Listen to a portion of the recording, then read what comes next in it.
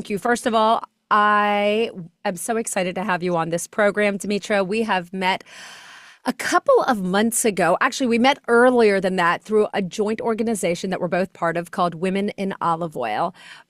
And then we became friends, and I got to visit her beautiful olive mill. But before we get into that, let me introduce you to the wonderful and beautiful Dimitra from Kalamata, Greece. So, Dimitra, take a moment and introduce yourself to our audience. Claudia, I actually never thought that we were going to do that. I'm really, I'm really happy that we are now together recording from the other part of the world. And I'm even more happy that you have been visiting us, that you Yeah. have seen our olive oil mill, that you have seen our olive groves, our olive culture. We have cooked together. Yes. So I'm very proud that this talk that we had during the summer is actually happening. So thank you Yes. so much. Thank you. Thank you so much. I am Dimitra. I am an olive oil taster. I am a member in University of Peloponnese olive oil tasting team. And my family has an olive oil mill inside the village of Androusa. Androusa is a small village located very close to the city of Kalamata. In the Peloponnese In in the Greece. Peloponnese. Yes, yes, yes. And I have to say, it was my first time, it was the second time I've been to the Peloponnese, but it was my first time coming to your small village. For those of you guys listening, I hate to share it with the rest of the world, but honestly, it was so beautiful. The whole of the Peloponnese seems to, I think there's a lot of Greek tourism that comes to the Peloponnese, but a little less so other countries, maybe It, Italians, if I remember correctly. for me, Peloponnese is a hidden gem. Like Yes, not many people visit Peloponnese. The islands and the mainland are more famous, but Peloponnese has many things. Like has the authenticity, has historical background, has beautiful skies, an amazing sea. It's easy to drive through, very good road. So for me, Peloponnese is growing and growing, and I believe that more and more people are start coming to Peloponnese. absolutely, absolutely. And the more we talk about it, they will. I don't know if you want them to because it's so unspoiled and gorgeous, but Like we are in the time that we want to develop. I think that ah, sustainable tourism helps. And so I sure. believe that we need the right people, the people that want to explore the real life. We don't want to change. We just want to be open. Good. I don't want you guys to change either. But you're right. It's the sustainable tourism that will Yeah. sustain you guys. Yes. Um, so so you're an olive oil taster, is that right? Yes. Yes. Well, first of all, please explain to everybody listening, one, what does that mean? And two, when did you start doing this? Okay. So in order to say that an olive oil is extra virgin olive oil, you have to make a chemical analysis and a sensory analysis. So all over, mainly in Europe and other parts of the world, we have certified olive oil tasting teams. They are certified by International Organization of Olive Oil. So members, tasters, parts of these teams are responsible to do blind tastings, taste different olive oils, and talk about the quality of these olive oils. So you have to see if it's really an extra virgin olive oil and what makes that extra virgin, how good extra virgin olive oil, to check characteristics that we have like fruity, bitter, and spicy. How good of an extra virgin olive oil? That's the first time I've heard somebody use those terms before. So Yes. what do you mean by that? Okay. So there are some standards that an olive oil is an extra virgin olive oil, like there is no defect. But there are some extra virgin olive oils that you can feel that the aromas are sensational, that you can feel that they are fresh, that you taste it in your mouth, it's so clean, that you have the aftertaste for a lot of time. So there are some premium extra virgin olive oils. They have some characteristics that make them stand out. So our job is to rate also these characteristics. Ah, for specifically Greek olive oils? No, no, for all over the world. So for the team, we have customers from all over the world, Is it companies. help me to understand something before we get into our list of questions? When there is a premium extra virgin olive oil, can the average buyer understand that from the current labels? No. And actually, I'm not sure, like, you have to be trained to that. If Mhm. you taste many different olive oils that are a higher quality, Then if you're looking an extra virgin olive oil that is a standard one, you can see the difference, you can feel the difference. But like wine, like chocolate, like many other foods, you need to be trained so as to understand the difference. There And is a not like a difficult training. Like take a glass of wine, pour some olive oil, smell it, feel it, and then smell it again, and then compare it with another one, and Mhm. see the difference. That's right. That's exactly. I try to encourage people. How many olive oils, by the way, do you have in your house, in your kitchen right now? Okay, when I travel, I take olive oils, although you should keep your olive oils fresh. Yeah. So I believe, and I have friends that are sending me olive oils. I believe like 7, 8 different varieties. Woo-hoo-hoo. That's more than me. I've got like 4 or 5. Well done. Well done. Okay, so when did you become an olive oil taster and what did you So, do before? What happened? okay, so I was born and raised in Kalamata. Kalamata is a city famous for the Kalamata olives. Probably you have heard before, but we have many olive trees that belong to the variety of Koroneiki. So Koroneiki is the variety that we produce the olive oil. My parents had a big olive grove. I was part of this, I don't know, experience of being close to the olive trees. But at that time, for me, they were not really important. Like actually, I felt it was boring to walk in the olive trees and do the harvesting in cold weather, a hard job. So I didn't really have an interest in it. I wanted to be a career girl, and A I what? was a career girl. Oh, I wanted to have yes. a career. I wanted to Yeah. have a career, a good Yeah. career.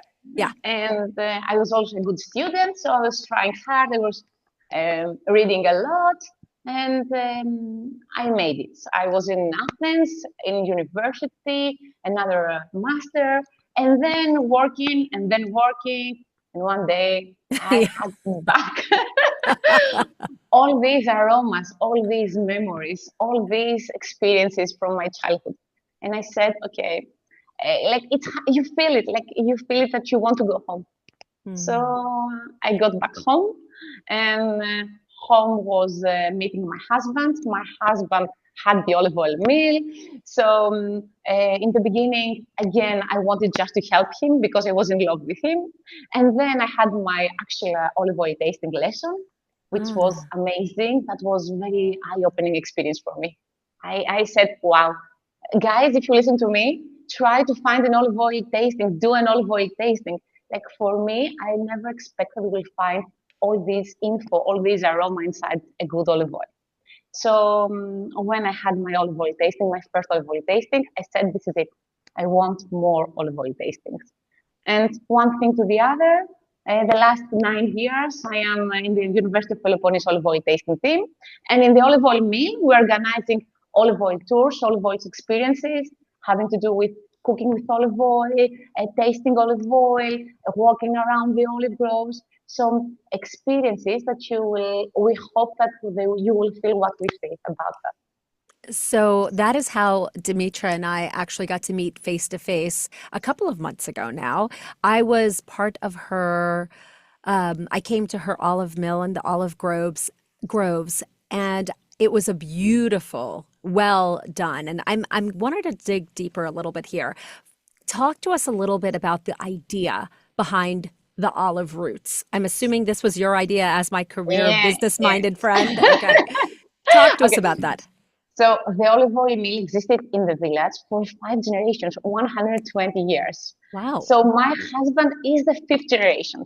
And all these years, it was a place well known for a small community. And I thought that what they do is very important. And I thought that what they do is interesting. And the village is beautiful and the olive groves are beautiful.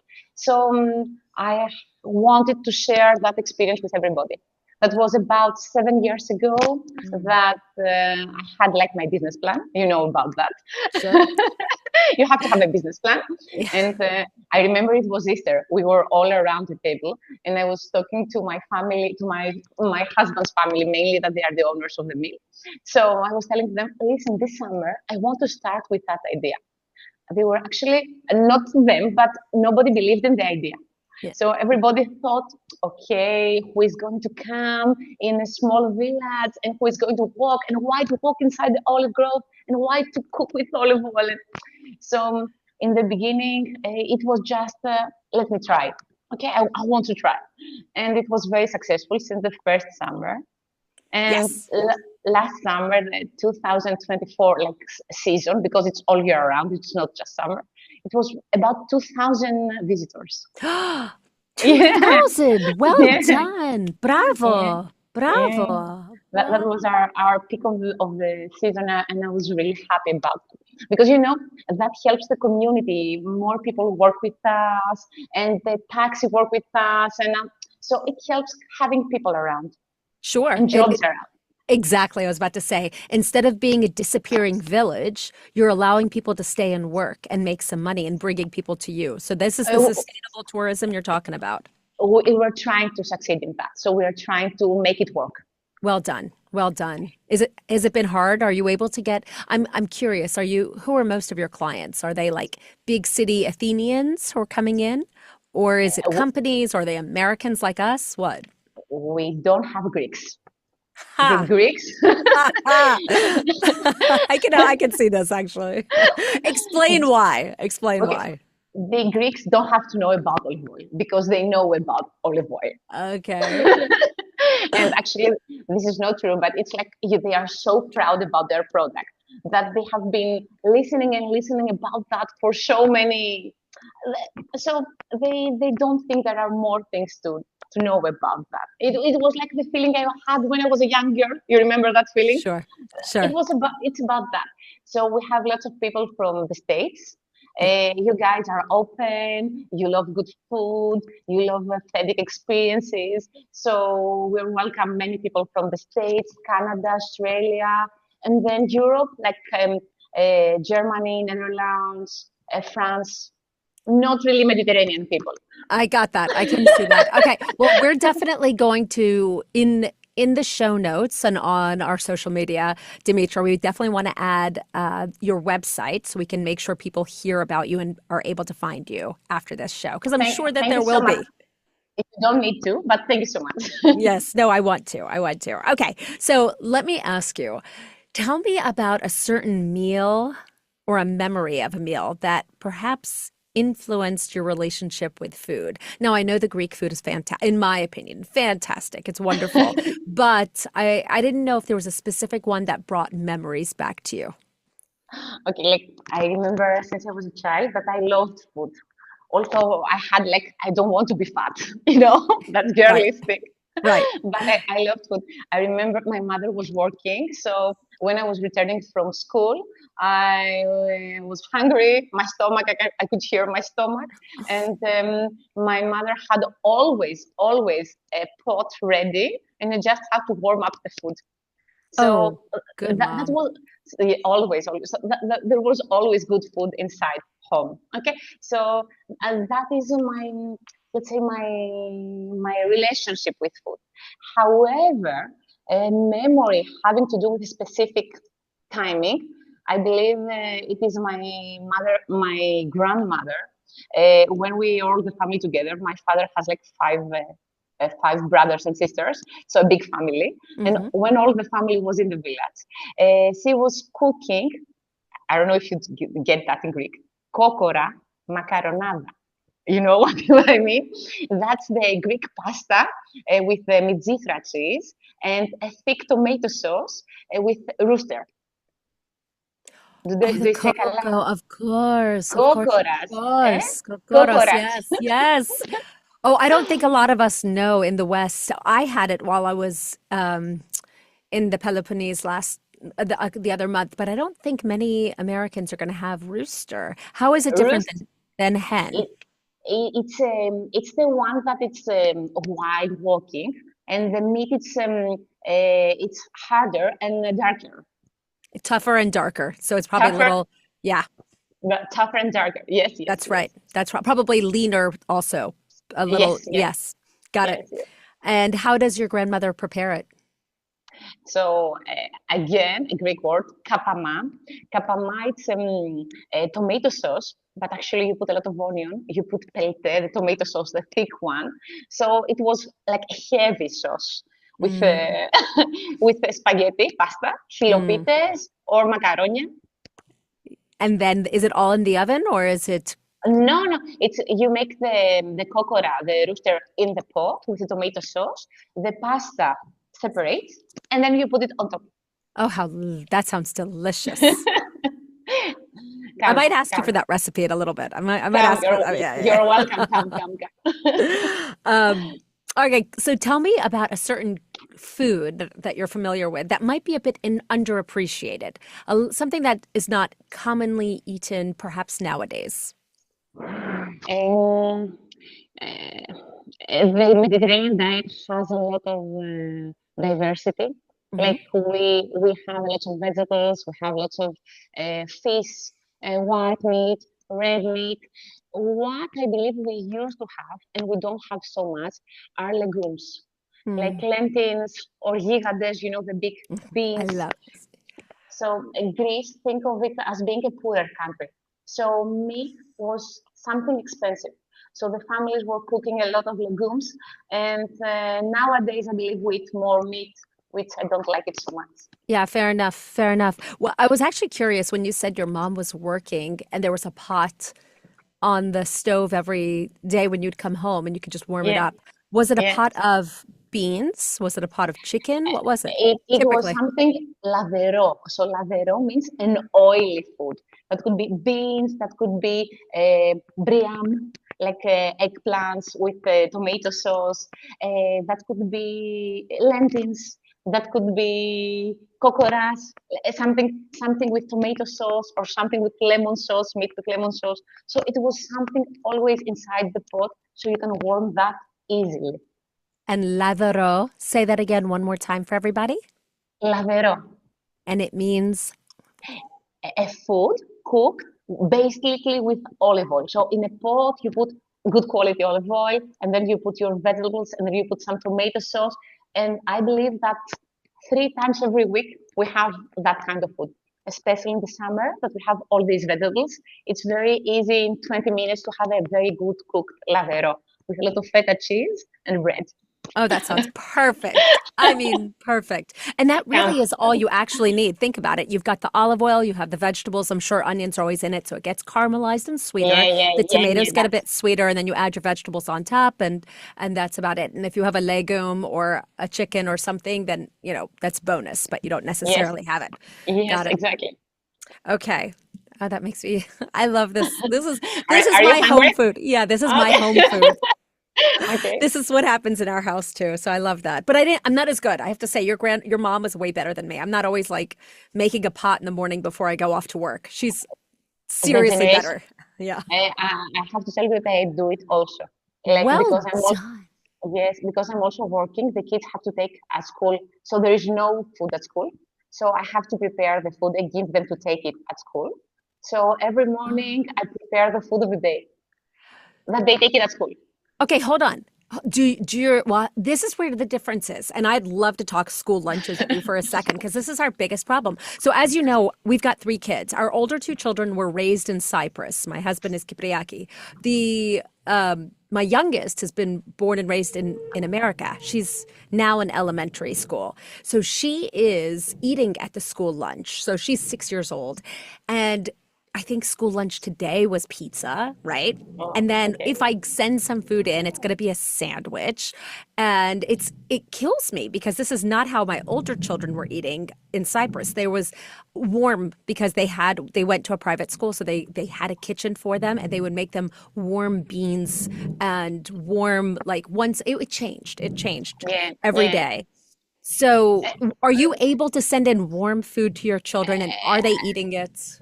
And they can, I'm sending the food. I don't. It's not warm after 6, 7 hours, but they can Sure. warm it there. So they have a micro oven. They can warm it there. So they can Nice. have. But every family brings their own food. So Huh. every mother has already cooked the food. It's always a main. Okay, like for me, sandwich can be like once per month. Sometimes when I don't have time. I think the microwave is a big deal. I think the fact that Yeah, you guys have access to a microwave, we don't. yeah, yeah. Claudia, Mm, would you give me like 1 second? Can we stop of for 1 second? course. Would that be okay? I have to open one door. Okay, Sure. give me 1 second. Okay, Take your okay, wait, time. wait, wait. Thank you. Of course.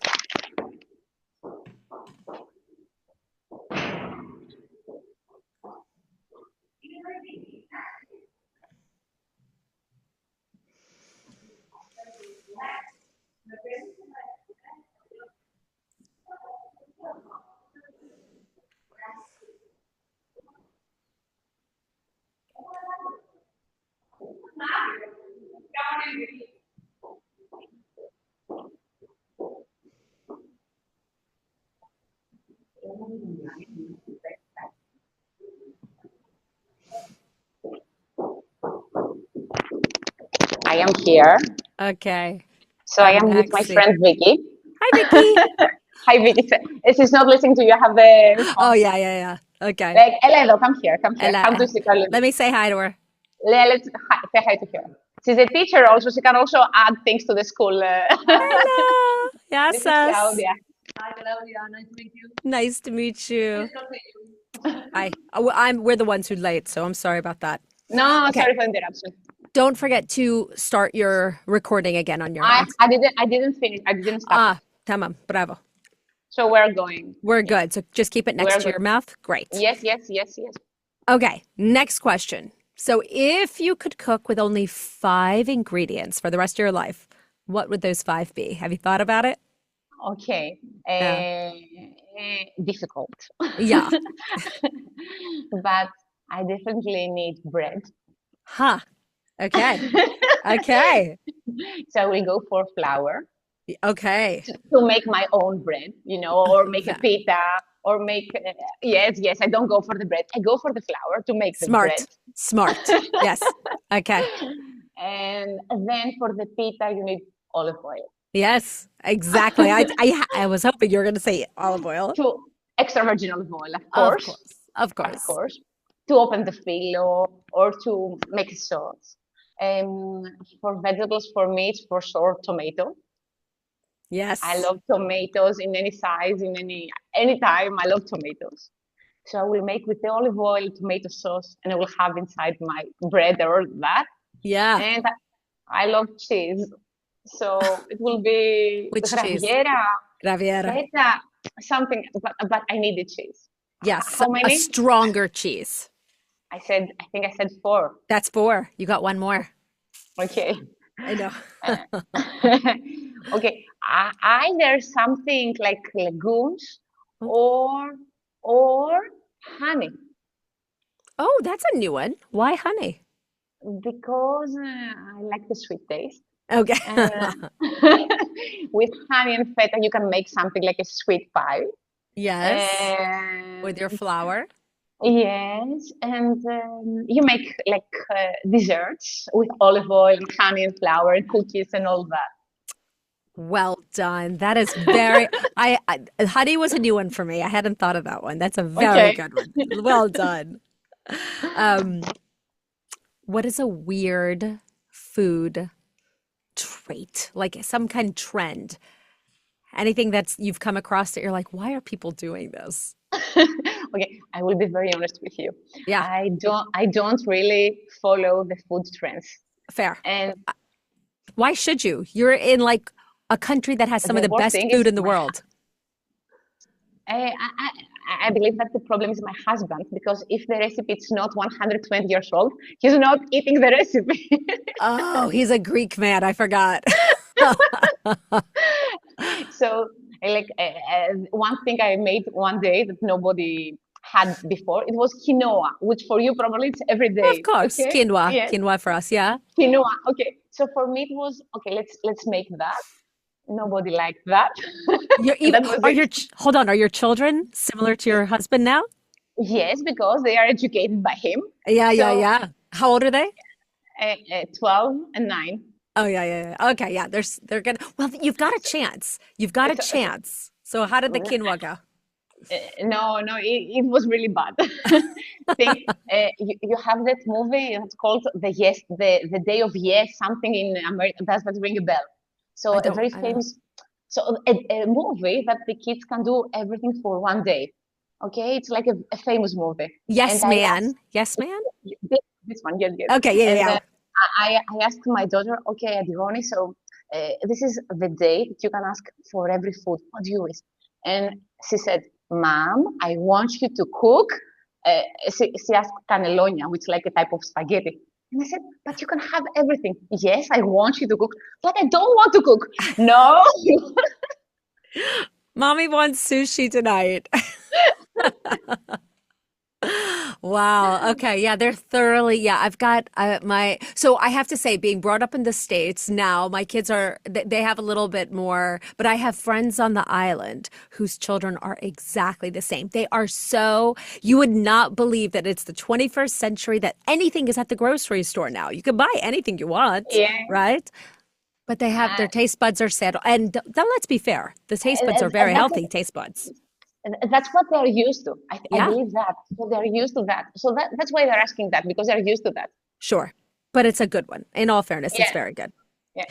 So what's if give me some advice looking back over the years. How many years now have you been working in olive oil? 7 years, you said, or more? So I have met my husband like 15 years, Oh, and I am in the olive oil tasting team 8 years, the olive okay. roots 7 years. Got it. Okay. So it could have been in the first 15 years ago when you started to work with your husband, were you working immediately with his mill, or did you keep your job in Athens? I have kept my job in Kalamata. I had another job in Kalamata, so Okay. I had, but I was helping. I was thinking that I was helping him, so Sure. I was there just to be together and also giving advice and also to help. Well, let me ask you something. I know that I don't want to get too much into your husband, but like the olive mill, is he part of Olive Roots as well, or is that mostly you? We're family. Yeah, So yeah. Greek family. Don't There, forget that. there, there are blurred lines. Blurred. There's no division of yes. So no, we're helping each other. So I love doing tours. He loves producing olive oil and olives. So we do our main job, but we help each other. But does it take what I'm wondering is talk me through an Yes. average day. Like right, so let's explain to the listeners. Harvest is when for So Kalamata, for your region. our area, it's the main months, November, December, and January, 3 months. Okay, so you're in the middle. We're right now recording on the 20th of December. So you're in the middle of, you're still harvesting in December? Absolutely. Oh God, This I'm so sorry we're on this year, call. no, no, no, my husband is there, so don't worry Okay, about me. okay, okay. So we started late because it was not Yeah. raining. So we expect this year the harvest to go through whole February. Oh wow. Oh Yeah, wow. Okay, we so this have a is your lot. 50s. Yeah. It's a busy season. So what happens in a typical year outside of the harvest season? How do you guys keep busy? So imagine that the olive oil means not extracting just our own olive oil. We have more than 400 families that they are visiting us to extract their olive oil. So we are buying these, we select them, we put them in categories, we are buying different olive oils, and then we have a big volume, and that volume has to be sold. So it's Hmm. another company that has to find the audience, that has to find the people that they appreciate the good quality. So our brand for the olive oil, it's called Messiniaco, and that's Which the means company, the one coming from Messinia. Bad name, I know. It's a difficult name, but I will tell you no.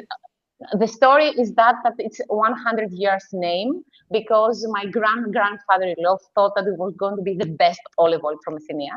So he was thought that he should name the olive oil after Messinia. That's why he named the first Messiniaco, a I love it. Messiniaco. I love it. Yeah. It's beautiful. It's not like modern marketing. It's not like you will remember. It doesn't ring a bell for most of the people, but that's the story, and we love stories. We're Greeks. Yeah. We keep Yeah, traditions. you do. And honestly, the traditions is what keeps people in people's minds. It's what Yeah. keeps in people's minds. So how do you select from the 400 families and 400 different olives? How do you select which ones are going to go into Messianaco? So you have the early harvest, which that's the very first olive oil, the November's olive oil. It's bitter, fruity. You have the aromas of green grass, of artichoke, of a tomato leaf, which is a very fruity olive oil, and an olive oil with full of polyphenols. So the selected of that first olive oil, it's bottled to the early harvest bottle. And now we are in the middle of the production, so the olives are more mature. The olive oil is more balanced. It's not so bitter. It's not so spicy. We're looking for the Kalamata PDO, Protected Destination of Origin olive oil. That's the famous olive oil coming from Kalamata. And that's the olive oil that's produced now. A balanced olive oil with a lot of complexity, with green aromas, and at the same time mature aromas. An olive oil that can pair really good with most of the food. Now, is the Kalamata made out of Kalamata olives or is it No, thank you for asking that because it's a confusion. The most important variety of Greece, it's the Koroneiki variety. The Kalamata area, when we say the Kalamata area, we mean the whole Messenia area. It's producing the Kalamata PDO olive oil because of the name of the city, but actually the variety is the Koroneiki variety, the most well-known variety of Greece. Koroneki? Koroneiki. Korona means crown, so think Yeah. of the queen of the olives. Oh, I like that. I like that. Any idea how many varieties of olives are grown either in the Peloponnese or in Greece in total? In Greece, we have many hidden gems, more than 80 varieties that I challenge you, I dare you to explore them. And all over Greece, all over the world, more than 200 varieties. Worldwide, 200. Yes, 200. Wow. Oh, Well and known. 80 of them are in Greece. Some of them are also, so the Coronati also grows in Italy, grows in Of Spain. course. So some of them are in many countries. Koroneki, I like that. Yes, I've had it and it is a wonderful it is a great tasting. I hope you have kept my bottle. I have. Actually, I used Okay. it today. You want to know the truth? I used it today in a salad at lunchtime. Good. Yeah. Thank you. I should send you the fresh. I should send you the fresh now, the fresh crop. Ooh, I'll have to come back. How about if I just come back and grab it over Come. there? I would like Come. that. I prefer Ella. that. Thank you. Me Ella, too. Ella. Any advice you would give to yourself